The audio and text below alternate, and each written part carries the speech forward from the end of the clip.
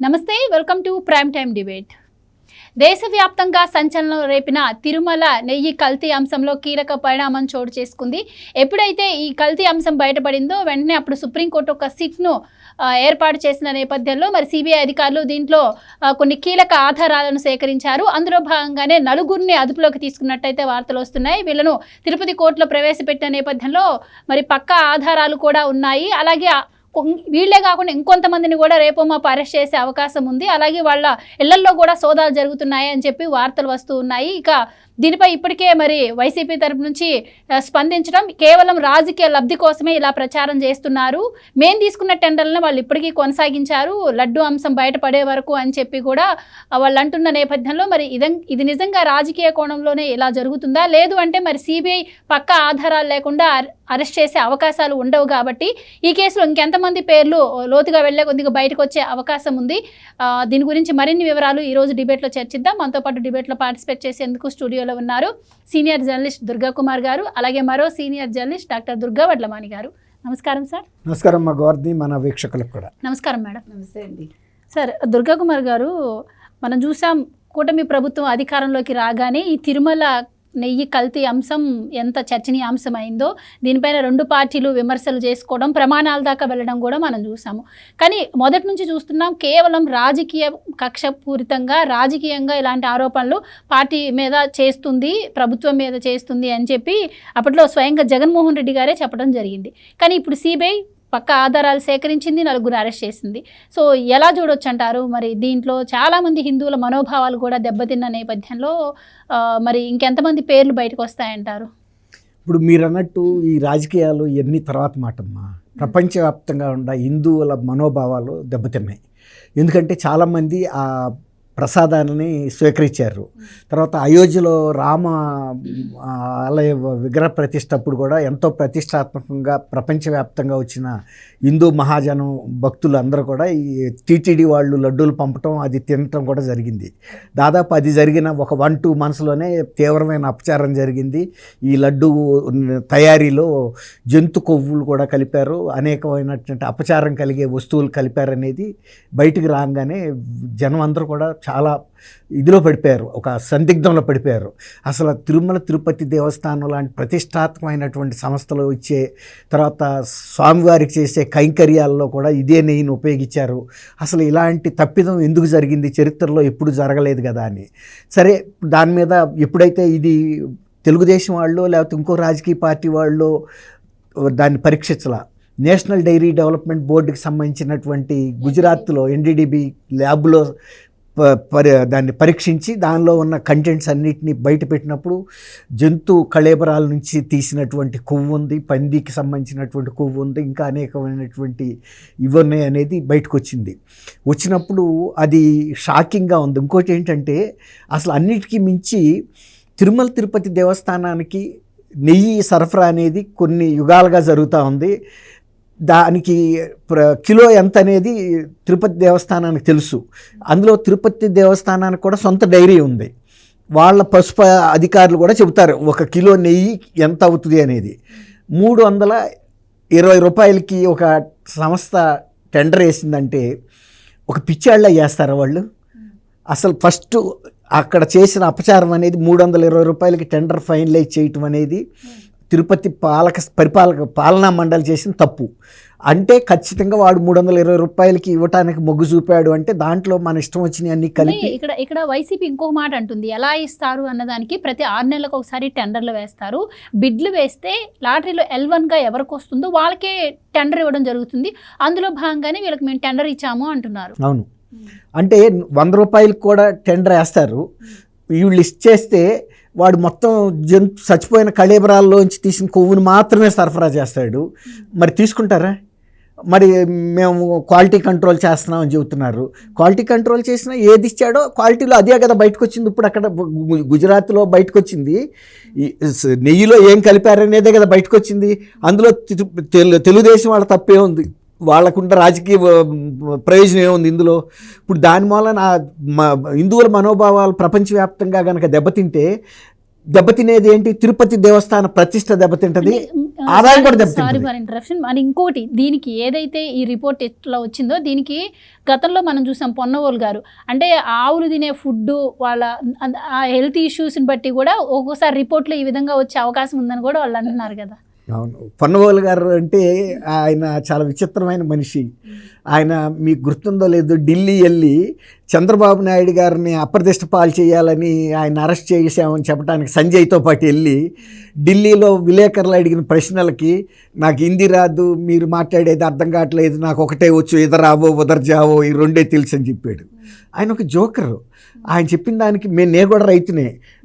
పశువులు తినే పెసర కనుక తింటే కనుక ఒక రకమైన పులుపు వాసన వస్తుంది. అవును తెలుసు, పెసర తింటే. అంతేగాని జంతువులు నాన్ వెజిటేరియన్ తింటే ఆ పాలల్లో నాన్ వెజిటేరియన్ వస్తున్నట్టు ఆయన చెప్తున్నాడు. గేదెలు ఎక్కడన్నా నాన్ వెజిటేరియన్ తింటాయా? మేకలు నేను అదే పని ఆవు అయినా కూడా ఆవు నెయ్యి వాడుతున్నారు. ఆవులు చికెను సుధాకర్ గారు లాగా మేకల్ని తింటాయా? ఎక్కడన్నా ఉందా ఇది? ఆయన చెప్పేది అసంబద్ధమైంది. అయితే ఏంటంటే ఇప్పుడు నేను చెప్పేది అది వదిలేసేయండి, అది ఇష్యూ కాదు. కానీ ఇప్పుడు 320 రూపాయలకి వాళ్ళు ఇస్తామని వచ్చారు అంటేనే పాలక మండలి ఉంది ఎందుకు? తప్పిదాలని నివారించడానికి. వీడు 320 రూపాయలకి ఎట్టి పరిస్థితుల్లోనే ఇవ్వలేడు. వాడు ఖచ్చితంగా కల్తీ చేసి తీసుకొస్తాడు. తీసుకొచ్చినప్పుడు తిరుపతి దేవస్థాన ప్రతిష్ట దెబ్బతింటుంది, తర్వాత పవిత్రత దెబ్బతింటుంది, అపచారం జరుగుతుంది, ప్రపంచవ్యాప్తంగా ఉన్న ప్రజల మనోభావాలు దెబ్బతింటాయి. కైంకర్యాలలో కూడా వాడితే అది అపచారం, దేవుడి ఆగ్రహానికి కూడా మనం గురి కావాల్సి వస్తుంది. ఇది మనం తీసుకోకూడదు. ఇప్పుడు పాలక మండలి ఉన్నది ఇలాంటి సాధ్యాసాధ్యాలన్నీ ఆలోచించడానికి, అంతేగాని వాళ్ళు అది రికార్డ్ చేయొచ్చు, మినిట్స్లో రాయొచ్చు. చైర్మన్ ఆయన చెప్పాడు కదా మొన్న మధ్య రేట్లు పెంచుతామంటే పెంచేయండి సంత బజార్ లాగా ఒక పాలక మండలి సమావేశం ఏర్పాటు చేసి రూమ్ రెంట్లు, తర్వాత వివిధ సేవల స్వామివారి సేవల రేట్లు పెంచేయండి అంటే పెంచేయండి అన్నాడు కదా.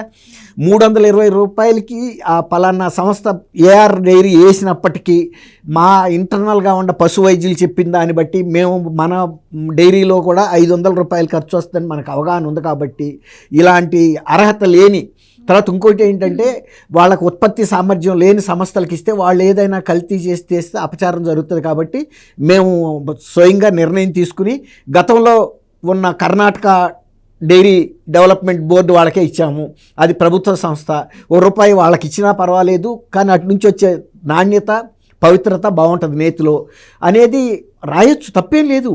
పాలక మండలి ఉన్నది ఇలాంటి సాధ్యాసాధ్యాలని పరిశీలించి వాటిని నివారించాలి. ఇప్పుడు ఏమైంది, వాళ్ళు L1 అని గుడ్డిగా కనుక ఇచ్చుకుంటా వెళ్ళిపోతే ఆడు L1 కరెక్టే, కానీ వాడికి అసలు ఉత్పత్తి సామర్థ్యం లేక బాబా డైరీ నుంచి వాడు అక్కడ ఎక్కడి నుంచి బోలే బాబా ఆర్గానిక్ డైరీ అని రూర్కి ఉత్తరాఖండ్ నుంచి తెప్పించుకున్నాడు. 2300 కిలోమీటర్ల నుంచి అక్కడి నుంచి నెయ్యి ఆడి తెప్పించి వీడు ఉత్తరాఖండ్లో 355 రూపాయలు పెట్టుకొని ఇక్కడ మళ్ళీ 320 రూపాయలకి ఇస్తున్నాడంటే ఈ మధ్యలో వాడు ఇంకా ఏదో ఒకటి కూడా కలపాల్సిందే కదా. ఇప్పుడు 350 ఇవన్నీ కూడా. అయితే ఇంకోటి ఏంటంటే ఇక్కడ ఎప్పుడైతే ఈ అపచారం జరిగిందని తెలిసిందో ఇది సుప్రీంకోర్టు దృష్టి దాకా వెళ్ళటం, సుప్రీంకోర్టు కూడా ఒక రాష్ట్ర పోలీసు విభాగంతోనే కాకుండా సిబిఐని కూడా ఇన్వాల్వ్ చేసి ఒక సిట్ వేసింది. ఇప్పుడు సిబిఐ ఆంధ్రప్రదేశ్ పోలీసులు కలిసి దాదాపు 5-6 నెలల నుంచి దీని మీద కూలంకషంగా దర్యాప్తు చేశారు. ఏదో అరకొర దర్యాప్తులు కాదు, వాళ్ళ వే బిల్లులు కూడా చూశారు, తర్వాత వీళ్ళ ఉత్పత్తి సామర్థ్యం చూశారు, అసలు వీళ్ళు కలెక్షన్ మిల్క్ ఎక్కడి నుంచి సేకరిస్తున్నారు. బోలేబాబా డైరీకి ఉన్న కెపాసిటీ ఏంటి, తర్వాత ఇక్కడ ఉన్న ఏఆర్ డైరీకి ఉన్న కెపాసిటీ ఏంటి, తర్వాత వైష్ణవి డైరీ ఇన్ బిట్వీన్ ఇంకొకటి ఉంది శ్రీకాళహస్తి దగ్గరలో, వాళ్ళ దగ్గర నుంచి వీళ్ళు తీసుకోవటం ఏంటి, ఇవంతా 4 స్తంభాల ఆటలాగా తయారైంది. ఇందులో ఎవరి పాత్ర ఏంటి అనేది కూడా తెలుసుకోవటానికి కూడా చాలా కష్టమైంది. ఎందుకంటే ఖచ్చితమైన ఆధారాలు లేకుండా అందులో ఇది రాజకీయపరమైన రంగు పులుంకుంది. తెలుగుదేశం ఏదో ఉద్దేశపూర్వకంగా చేస్తుంది రాజకీయ లబ్ధి కోసమని. అప్పుడు ఏం చేశారు, దీని మీద బోలేబాబా ఆర్గానిక్ డైరీ డైరెక్టర్లు విపిన్ జైన్ అనే వ్యక్తిని, తర్వాత సొమ్మిల్ జైన్ అనే వ్యక్తిని, ఇద్దరిని అరెస్ట్ చేశారు. శ్రీకాళహస్తి దగ్గర ఉన్న పెనుబాకలో ఉన్నటువంటి వైష్ణవి డైరీ ఈ CEO అపూర్వ చావడా అనే అతన్ని అరెస్ట్ చేశారు.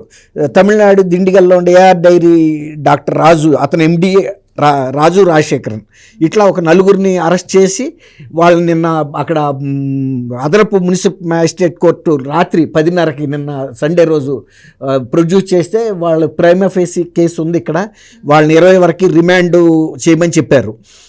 అట్లాగే ఈ తర్వాత దీని మీద ఇంకా కూడా కొంత సమాచారం వాళ్ళ దగ్గర ఉంది ఇప్పుడు దర్యాప్తు సంస్థల దగ్గర.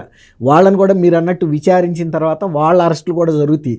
ఇది తిరుపతి దేవస్థానంలో ఇంటర్నల్గా కూడా కొంతమంది వ్యక్తుల ప్రమేయం లేకుండా జరిగింది అనుకోవటం చాలా పొరపాటు.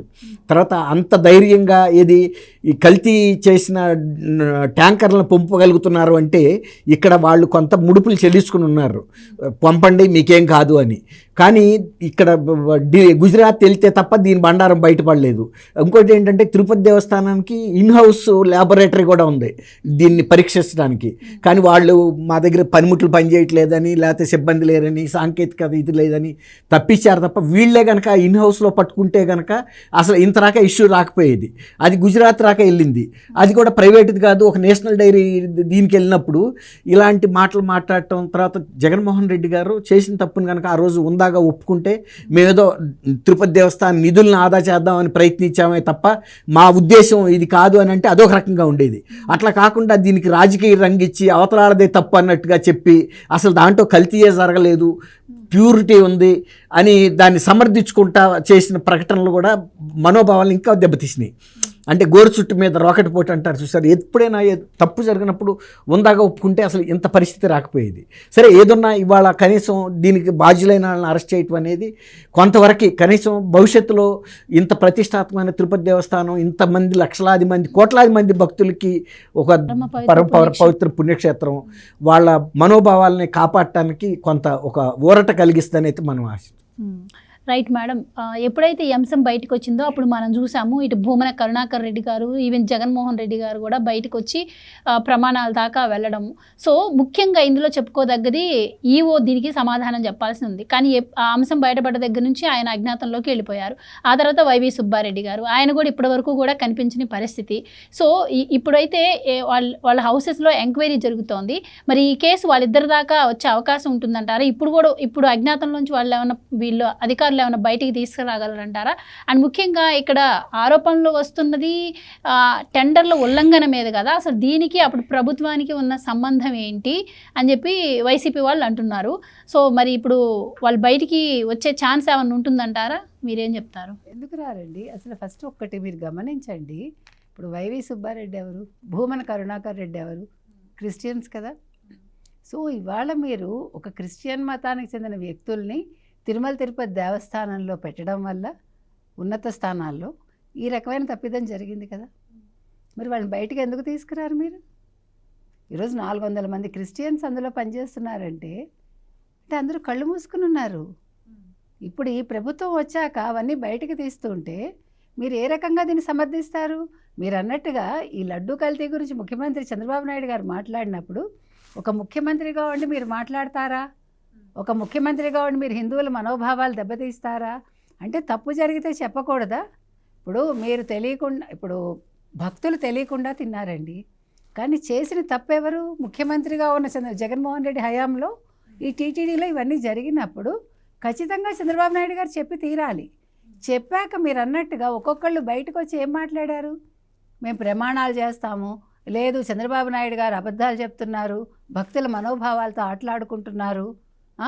పవన్ కళ్యాణ్ లాంటి వాళ్ళు సనాతన ధర్మ దీక్షను మొదలు పెడితే దాని మీద వ్యంగ్యాస్త్రాలు రోజా లాంటి వాళ్ళు ఇప్పుడే మాట్లాడతారు. ఇదే రోజా, మీరన్నట్టు ఇదే వైవి సుబ్బారెడ్డి, ఇదే భూమన కరుణాకర్ రెడ్డి ఎవడూ మాట్లాడటం లేదు.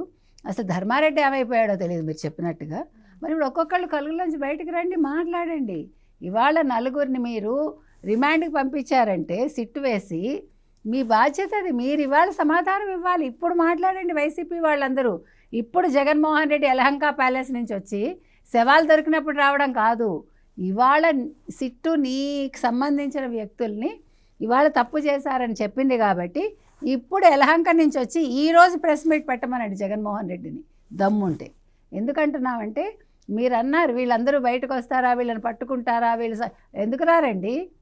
సిట్టు వెళ్ళాక ఇవాళ వాళ్ళ ఇళ్లలో సోదాలు జరుగుతుంటే ఎన్ని కోట్లు తిన్నారో బయటికి రావాలి కదా. ఇప్పుడు 3,000 కోట్లు మద్యం ముడుపులు అన్నప్పుడు ఇప్పుడు ఈ కల్తీ నెయ్యిలో ఎన్ని కోట్లు తిన్నారు అది బయటికి రావాలి కదండి. 355 రూపాయలు ఒకళ్ళ దగ్గర కొని వీళ్ళు 319 రూపాయలు 80 పైసలకి అమ్మారంటే అసలు ఈ టెండర్లు ఇచ్చిన వాడెవడు, టెండర్లు వేసిన వాడెవడు, వీళ్ళు ఈ రకంగా తక్కువకి ఎందుకు కోట్ చేశారు?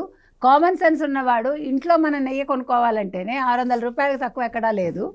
మీకు పోనీ ఎంత భగవంతుడి మీద భక్తున్నా నందిని కంటే కెపాసిటీ ఎవరికైనా ఉందా? నందిని డైరీ కంట నెయ్యి ఇచ్చే కెపాసిటీ ఏ ఒక్క డైరీ, ఇప్పుడు ఈ చెప్పిన ఈ 4 పేర్లు వాళ్ళ కెపాసిటీ ఏంటి, అసలు వాళ్ళకి ఎక్కడ డైరీలు ఉన్నాయి, వాళ్ళకి ఎంత వాళ్ళకి దాన్ని ఏమంటారు సామర్థ్యం ఉంది, సేకరణ సామర్థ్యం ఉంది, ఎక్కడ నిల్వ చేస్తారు, ఎట్లా తీసుకొస్తారు, మరి ఇవన్నీ చూడాలి కదా. ఏదో వేలం వేసినట్టు 2000 కాదండి 3000 చేసేయండి, 800 కాదండి 2000 చేయండి, వేలం వేశాడు కదా టికెట్లు. నీ అబ్బసొమ్మ ఎవరిది వేసావు నువ్వు? ఆ హిందువులకు సంబంధించిన గుళ్ళో మీరు 1500 కిలోమీటర్ల పరిధి దాటి కూడా ఆర్డర్స్ ఇవ్వకూడదు అని కూడా ఉంది ఆ రూల్లో. ఆ రూల్ కూడా అతిక్రమించి కదా, ఆ రూల్స్ అన్ని అతిక్రమించి మీరు అసలు పాలక మండలి నిర్ణయాలని చెప్పి వాళ్ళ దగ్గర అసలు అనుమతి తీసుకోకుండా ఇప్పుడు వేలం వేసేసారు.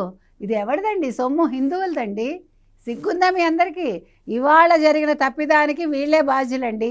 ఇందాక వారు చెప్పినట్టుగా దుర్గాకుమార్ గారు ఈ ఎవరైతే ఈ తిరుపతి లడ్డు తిన్నారో వాళ్ళందరి మనోభావాలు దెబ్బతిన్నట్టేగా. అంటే మీరందరూ క్రిస్టియన్స్గా ఉండి, అంటే అందరు క్రిస్టియన్స్ నేను అంటల్లా, ఈ కొద్దిమంది క్రిస్టియన్స్ ఎవరైతే ఉన్నారో వీళ్ళు హిందువుల మనోభావాలు దెబ్బతీశారు కాబట్టి ఈ కొద్దిమంది క్రిస్టియన్స్ క్షమాపణలు చెప్పాలి. వీళ్ళందరూ కూడా రేపొద్దున జైలుకి రావాలి, తప్పకుండా జైలుకి వెళ్ళి తీరాలి. ఎందుకంటే చిన్న తప్పిదం కాదండి. వెంకటేశ్వర స్వామితో పెట్టుకున్న వాడెవడు? భూమి మీద ఉన్న దాఖలాలు లేవు. ఇవాళ కాకపోతే రేపు, రేపు కాకపోతే ఎల్లుండ ఆ ఫలితం వాళ్ళు అనుభవించి తీరుతారు. ఇంకా మీకు గుర్తుందా, శాపాలు పెట్టారు చంద్రబాబు నాయుడిని, నువ్వు అబద్ధాలు చెప్తున్నావు, నీకు అలిపిరిలో అయినట్టే అవుతుంది, ఇంకా చాలా మాటలు మాట్లాడారు మీకు గుర్తుంటే. ఇప్పుడు ఎవరికి ఏమవుతుందో చూద్దాం. చంద్రబాబు నాయుడు గారు వెంకటేశ్వర స్వామి భక్తులు కాబట్టి, ఇంకొక ముఖ్యంగా ఆయన ఇలాంటి అబద్ధాలు చెప్పలేదు, ఇలాంటి అన్యాయాలు చేయలేదు కాబట్టి ఆ రోజు అలిపిరి సంఘటనలో ఆయన ఇట్లా దులుపుకుని వెంటనే బయటకు వచ్చారు. ఆయన మీరు చూసారంటే ఏదో పులిగడుగున ముచ్చామని వీళ్ళు వైసీపీ వాళ్ళు చెప్తారు చూడండి, పులిగడగక్కర్లే, పాలలతో ఏం కడగకుండా ఆయన ఏం తప్పు చేయలేదు కాబట్టి బట్టలు దులుపుకుని బయటకు వచ్చారు. కాబట్టి ఈరోజు ములిగేదెవరో తేలేదెవరో వెంకటేశ్వర స్వామి తెలుస్తాడు. Right sir. ఇక్కడ వైసీపీ వాళ్ళు ఏమంటున్నారంటే ఏవైతే వస్తాయో ట్యాంకరు, ప్రతి ట్యాంకరు కూడా శాంపిల్ తీసి 3 టెస్టులు ఉంటుంది, ఆ 3 టెస్టులు పాస్ అయితేనే లోపలికి అలో చేస్తాము, అవ్వకపోతే బ్యాక్కి పంపించేస్తామని అంటున్నారు. ఇక్కడ వాళ్ళు కొన్ని మెన్షన్ చేసిన పాయింట్స్ మీకు చదివి వినిపిస్తాను.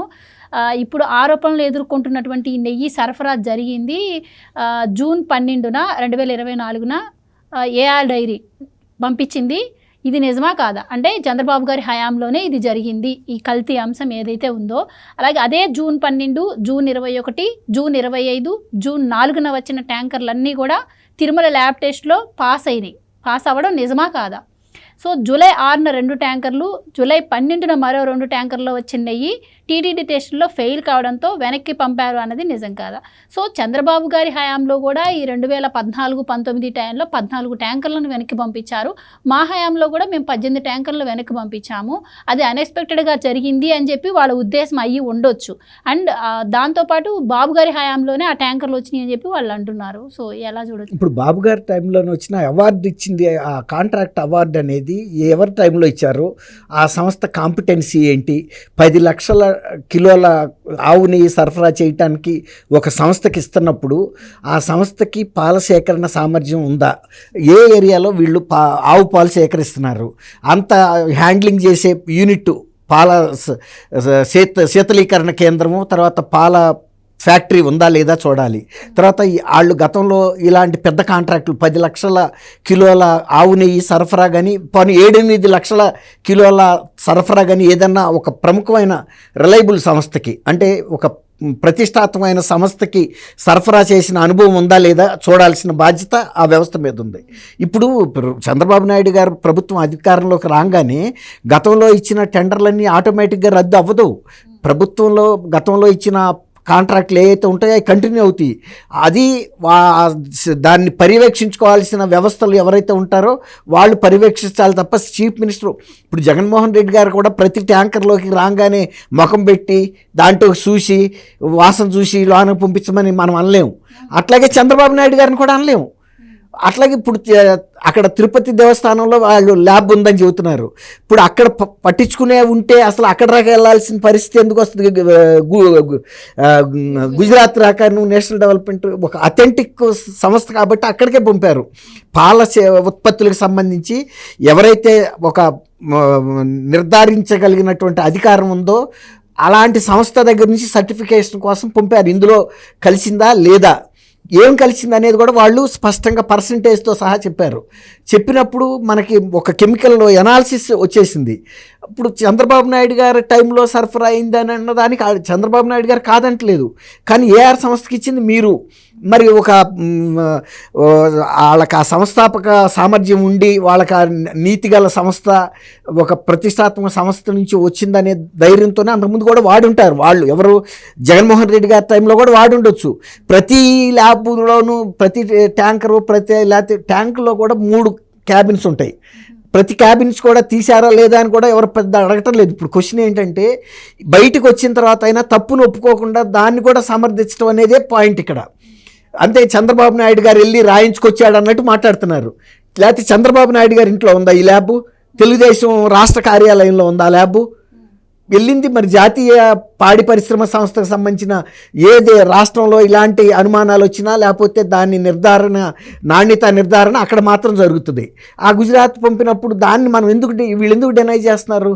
ఇప్పుడు చంద్రబాబు నాయుడు గారు కొన్ని రాజకీయ దురుద్దేశంతో చేస్తున్నారు అనేది, ఆయనకి ఏం దురుద్దేశంతో చేస్తే ఏం ఇందులో లాభం వచ్చేది ఉంది?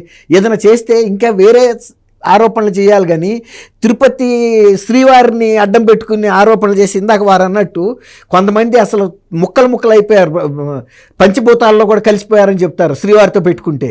అలాంటప్పుడు అంత మాత్రం చంద్రబాబు నాయుడు గారికి తెలియదు. చంద్రబాబు నాయుడు గారు ఊరు ఎక్కడ? చంద్రగిరిలో నారావారిపాలెం. అంటే శ్రీవారి పాదాల కింద ఊరిలో పుట్టి పెరిగిన వ్యక్తి. ఆయన సామర్థ్యం గురించి ఆయన మీద ఎంత భక్తి ప్రపత్తి లేకపోతే ఆ రోజున ల్యాండ్ మైన్స్ పేల్చితే కూడా అసలు మనిషి బుల్లెట్ ప్రూఫ్ వెహికలే తునాతునకలు అయిపోయింది. అందులో ఉన్న మనిషి హెలికాప్టర్లో క్రాష్ అయినప్పుడు మనుషులు ముక్కలే కదా ఏరుకొచ్చారు. మరి అట్లాంటప్పుడు అంత టఫ్ కారులో నుంచి ఆయన దుమ్ము దులుపుకుని బయటకు వచ్చేసాడంటే ఆ శ్రీవారి రక్షణ ఉండబట్టే కదా అలిపిరిలో. కాబట్టి ఇక్కడ అంటే అన్యమతస్థుడు అయితే శ్రీవారి ఇది విశిష్టత ప్రాముఖ్యత తెలియదు, ఆయన శక్తి తెలియదు అనుకోవచ్చు. చంద్రబాబు నాయుడు గారు ఆయన భక్తుడు, వాళ్ళ కుటుంబం మొత్తం ఆయన ఆ రోజు ఆ ఆపదలోంచి బయటపడ్డప్పుడు కూడా భువనేశ్వర్ గారు నిలువుదోపిడి ఇస్తా అని చెప్పి తర్వాత వెళ్ళి ఇచ్చి వచ్చింది. మనవడికి సంబంధించిన ప్రతి అన్నప్రాసన కానీ ప్రతి కార్యక్రమం తల నీలాలు ఇవ్వటం కానీ అన్నీ అక్కడ చేసుకుంటాడు. ఆయనకు ఆ శ్రీవారి బాలాజీ మీద అంత నమ్మకం, ఆ కులదైవం. అలాంటప్పుడు ఆయన ఇందులో రాజకీయం చేశాడంటే తప్పు పడితే నేషనల్ డైరీ ల్యాబ్ని తప్పు పట్టాలి, వాళ్ళు కూడా రాజకీయంలో ఇన్వాల్వ్ అయ్యారని. అంతే కదా. అట్లా కాకుండా ప్రతిదీ ఏదో రాజకీయం చేశారు. డేట్స్ గురించి నా వివాదం ఇక్కడ లేదు. అందులో వచ్చిన నేతిలో వచ్చిన కంటెంట్ గురించే, అందులో కలిపిన కల్తీ ఏంటి అనేది పాయింట్ తప్ప చంద్రబాబు నాయుడు గారి టైంలో కూడా కంటిన్యూ అయి ఉండొచ్చు. అదే కాంట్రాక్ట్ ఉంది కాబట్టి ఈ వివాదం బయటకు వచ్చిన తర్వాత అప్పుడు కాంట్రాక్ట్ మీద దృష్టి పెట్టి ఆ కాంట్రాక్ట్ని అర్ధంతరంగా ఆపిచ్చేశారు. అంతే కదా. నిజంగా ఆపాలంటే కూడా వాళ్ళు కోర్టుకు కూడా వెళ్ళే అవకాశం ఉంటుంది. కోర్టుకు వెళ్ళినా కూడా అప్పుడు వీళ్ళు ఏం చేస్తారంటే ఇదిగో వీళ్ళు చేసిన కల్తీ ఇలా ఉందన్నప్పుడు ఆడు వెళ్ళలేడు. దొంగకి తేలు కుడితే ఆడు అరుస్తాడా? ఆడు కోర్టుకు వెళ్ళగలుగుతాడా? అప్పుడు వీళ్ళు కూడా ఈ రిపోర్ట్ తీసుకెళ్ళి పెడితే ముందు ఆడికి పెనాల్టీ వేస్తారు, నువ్వు ఒక మతపరమైన విశ్వాసాలను కూడా దెబ్బతీసావని.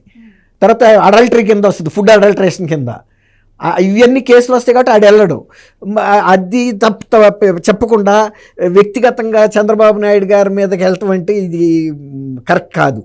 చేసిన తప్పు ఎక్కడ జరిగిందో దాన్ని ఒప్పేసుకుంటే గోటుతో పోయేదాన్ని గొడ్డల రాక తీసుకొచ్చారు.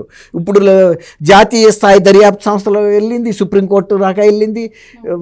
తర్వాత ఇది ఒక జీవిత కాలంలో కూడా తిరుపతి దేవస్థానంలో భవిష్యత్తులో కూడా ఇలాంటి సామర్థ్యం లేని సంస్థలకి కాంట్రాక్టులు ఇవ్వకూడదనేది ఒక పాలసీగా కూడా తీసుకోవాలి. ఇప్పుడు ఇది ఒక గుణపాఠం. ఇప్పుడు దాకా ఇది జరగలేదు. అది సివిల్ కాంట్రాక్టులు కానివ్వండి, ఎలక్ట్రికల్ కానివ్వండి, లేకపోతే ఇలాంటి కైంకర్యాలకు సంబంధించినటువంటి వస్తువులు కానివ్వండి, ప్రతిదీ బియ్యం కానీ. ఎందుకంటే తిరుపతి దేవస్థానం కొన్ని కోట్లాది రూపాయలు కొనుగోలు చేస్తుంది. ఏ పదార్థమైనా సరే కాక ప్రతిదీ కూడా సంస్థ ప్రతిష్టను చూసి ఇవ్వాలి తప్ప వాడేసే లో టెండర్కి ఇవ్వటం కూడా తప్పే అనేది ఇప్పుడు మనకు అర్థమవుతాం. రైట్. స్వామివారు అంటేనే ఎంతో పవిత్రంగా భావిస్తారు. ఎంత దీనస్థితిలో ఉన్నా కూడా వాళ్ళకి చేతనైనంత రూపంలో మొక్కులు చెల్లించుకోవడం, వాళ్ళకి చేతనైనంత సమర్పించుకోవడం చేస్తూ ఉంటారు. అండ్ ముఖ్యంగా చాలామంది కూడా అక్కడికి వెళ్ళి సేవ చేయడం కూడా ఎంతో భాగ్యంగా భావిస్తూ ఉండడం కూడా మనకు తెలుసు. అలాంటిది అక్కడ ఒక టెండర్ వచ్చింది అంటే అదే హిందువులైతే అదొక మహాప్రసాదం లాగా భావించి ఎంతో పరమ పవిత్రంగా అందించేవాళ్ళు. అండ్ ఈ జగన్మోహన్ రెడ్డి గారి హయాంలో ఇచ్చిన ఈ కాంట్రాక్ట్ ఏదైతే ఉందో దాంట్లో మన విదేశీ సంస్థ పేరు కూడా ఒకటి వినడం జరిగింది గతంలో. సో ఇలా అంటే అన్య మతస్థులకి ఇవ్వడం వల్ల అంటే వాళ్ళకి దేవుని మీద ఉన్న నమ్మకం లేకపోవడం వల్ల కూడా ఇలాంటివి జరిగే అవకాశం ఉంటుందంటారా? ఖచ్చితంగా ఉంటుందండి. ఇప్పుడు నేను ఒకటి అడుగుతానండి, ఇప్పుడు మీరు హిందూ ధర్మానికి సంబంధించి లేకపోతే హిందూ మతానికి సంబంధించి హిందూ దేవాలయాలకు సంబంధించి ప్రతి ఒక్కడూ ఎంటర్ అయిపోతున్నాడు. మీరు ఒక ముస్లింకి సంబంధించి ఒక దర్గాలో మనం వెళ్ళగలమా? ఒక హిందువు వెళ్ళి పనిచేయగలడా? మీకు అంటే మీరు తప్పుగా అనుకోకండి, నేను చాలా సార్లు పరీక్షించాక మాట్లాడుతున్నాను. ఒక ముస్లిమేతరుడికి దానం చేయడు. మీరు జంక్షన్ల దగ్గర చూసారండి, క్రిస్టియన్స్కి తప్ప దానం చేయరు. ఒక హిందూ ఒక్కడే ఎవడు ఇర్రెస్పెక్టివ్ ఆఫ్ క్యాస్ట్ క్రీడ్ దానం చేస్తాడు. ఇది ఎందుకు చెప్తున్నానంటే ఇది ఎవరిని కించపరచడం ఏదో కాదు. వాళ్ళ మత విశ్వాసాల పట్ల అంతలా ఉన్నప్పుడు, హిందువుల మత విశ్వాసాల పట్ల హిందువులు ఉన్నప్పుడు మీరు హిందువేతరులు ఎందుకు అక్కడ పెడతారు? హిందువేతర సంస్థలకి ఎందుకు మీరు టెండర్లు ఇస్తారు? ఇక్కడ డబ్బు కాదు, దేవుడికి లేని డబ్బు అండి. మీరు ఇచ్చే డబ్బు ఎంత ఆఫ్టర్ ఆల్? ఇప్పుడు గవర్నమెంట్లో జగన్మోహన్ రెడ్డి ఉన్నప్పుడు వచ్చే డబ్బు ఎంత? అది డబ్బు కాదు కదా స్వామికి కావాల్సింది. స్వామి కావాలనుకుంటే డబ్బులు ఎంతైనా వస్తాయి ఆయనకి. వెంకటేశ్వర స్వామి తలుచుకుంటే వీళ్ళందరూ ఎక్కడుంటారండి? కళ్ళు ఎర్ర చేస్తే అంటారు చూడండి అట్లా. కాబట్టి వీళ్ళు కక్కుర్తి పడి అడ్డమైన సంస్థలకి ఇచ్చారు కానీ ఆయనకేంటి అవసరం? ఇప్పుడు ఇందాక వారు అన్నట్టుగా ఇప్పుడు తక్కువ కోట్ చేసిన వాడికి ఇవ్వడం కూడా తప్పు అనేది ఈరోజు ఇక్కడ ప్రూవ్ అయింది మనకి. అంటే ఎవడు తక్కువకి కోట్ చేస్తున్నాడో వాడి సామర్థ్యం ఏంటి, వాడు ఎటువంటి క్వాలిటీ నాణ్యత విషయంలో ఎలాంటి ఇది పాటిస్తాడు, రూల్స్ పాటిస్తాడు, నియమ నిబంధనలు ఏంటి, మంచి సరుకు ఇస్తాడా ఇవ్వడా. ఇప్పుడు దేవుడి దగ్గరికి వచ్చేసరికి మీరు రేట్లు చూడకండి, మీరు నాణ్యత చూడండి.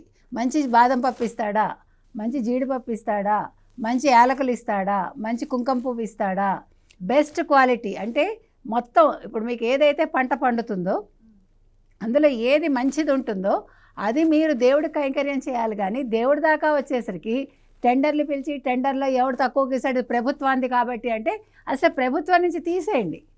వెంకటేశ్వర స్వామిని ప్రభుత్వ క్లచెస్ నుంచి తీసేయండి మీరు.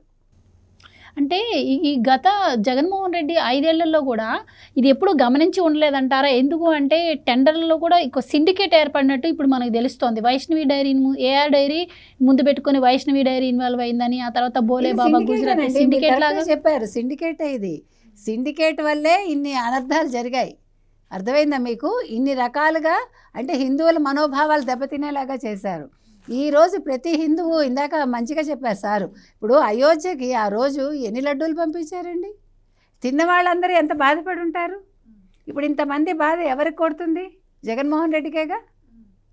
ఇవాళ వీళ్ళందరూ కూడగబలుకొని ఎవడు తక్కువకి ఇస్తాడో తీసేసుకుందాము అంటే మీరు ఎక్కువ కొనేసి తక్కువకి అమ్మేసి అంటే మొత్తం ఎంత గోల్మాల్ చేశారు మీరు.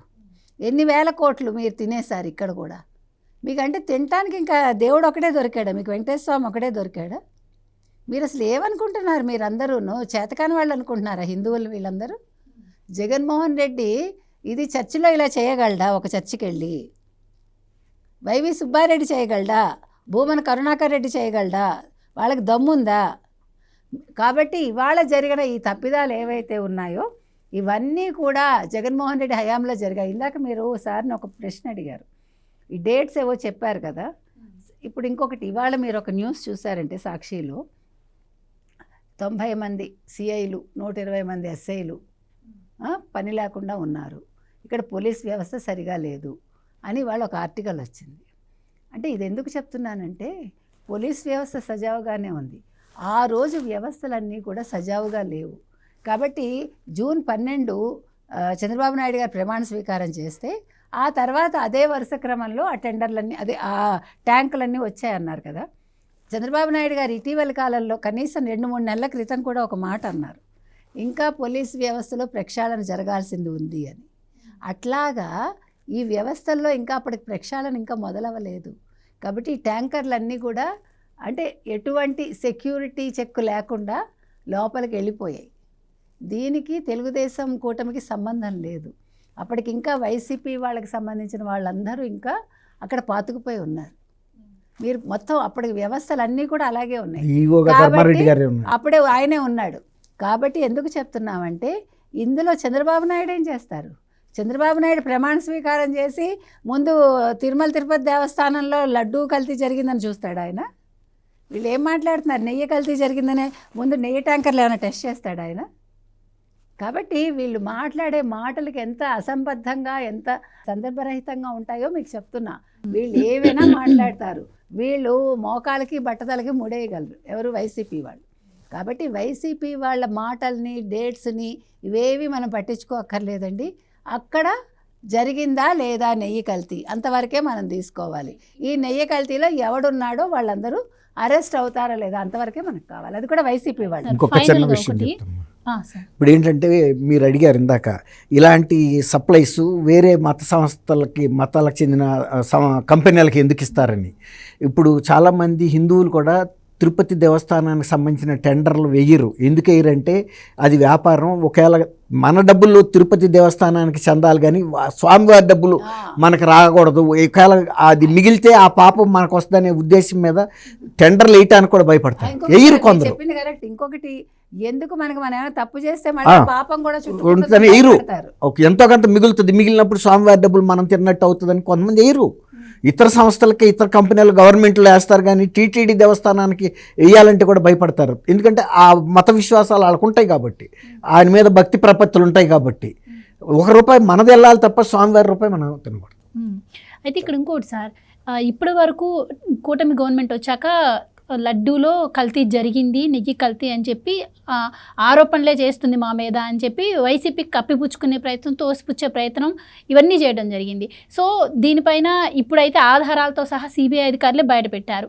మరి అప్పట్లో ఈవోగా పనిచేసినటువంటి ధర్మారెడ్డి మరి ఇప్పటి వరకు అంటే ఆరోపణలని స్పందించలేదు, అజ్ఞాతంలో ఉన్నారు. ఓకే, ఇప్పుడు అసలు బయటికి రావాల్సిన అవసరం ఉంది. ప్రజలు కూడా ఒక డిమాండ్ కూడా రేపు రావచ్చు. ఎందుకంటే ఆధారాలు బయటపడ్డాయి కాబట్టి ఈయన రెస్పాన్సిబిలిటీగా ఉండాలి, ఆయనే సమాధానం చెప్పాలి కాబట్టి.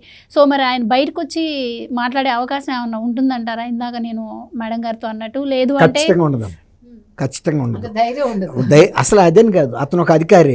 ఇక్కడ కాదు ఇంకోసారి చేసుకుంటాడు. అంటే ఏ తప్పు చేయకపోతే అజ్ఞాతంలోకి వెళ్ళాల్సిన అవసరం లేదు. అవును, అజ్ఞాతంలో కాదు, సప్త సముద్రాల్లో కిందకి వెళ్ళి దాక్కున్నా అతను బయటకు అయితే రాడు, చెప్పడు. ఇప్పుడు జగన్మోహన్ రెడ్డి గారు లాంటి ప్రజాప్రతినిధి, ప్రజా జీవితంలో ఉన్న వ్యక్తి స్పందించినప్పుడు, కరెక్ట్గా స్పందించినప్పుడు, వాస్తవాలకి తగినట్టుగా స్పందించినప్పుడు మనం ధర్మారెడ్డిని తప్పు పట్టలేమమ్మా. అతను ఒక అధికారి మాత్రమే. ఎక్కడికి వెళ్ళినప్పుడు ఎవరో అక్కడ పై వాళ్ళు రాజకీయ నాయకులు ఏది చెబితే అది చేసుకుంటూ వెళ్ళిపోతాడు అంతే. వాళ్ళని ప్లీజ్ చేసుకుంటాడు, తన పదవిని కాపాడుకుంటాడు అంతే తప్ప ధర్మారెడ్డి ప్రజలకు బాధ్యత వహిస్తాడని అయితే మనం ఆశించలేము, ఆశించకూడదు కూడా. Right sir, thank you so much. Thank you అమ్మ. Thank you so much madam. ఇది వాళ్ళ డిబేట్. మరో డిబేట్తో మళ్ళీ కలుద్దాం. Keep watching.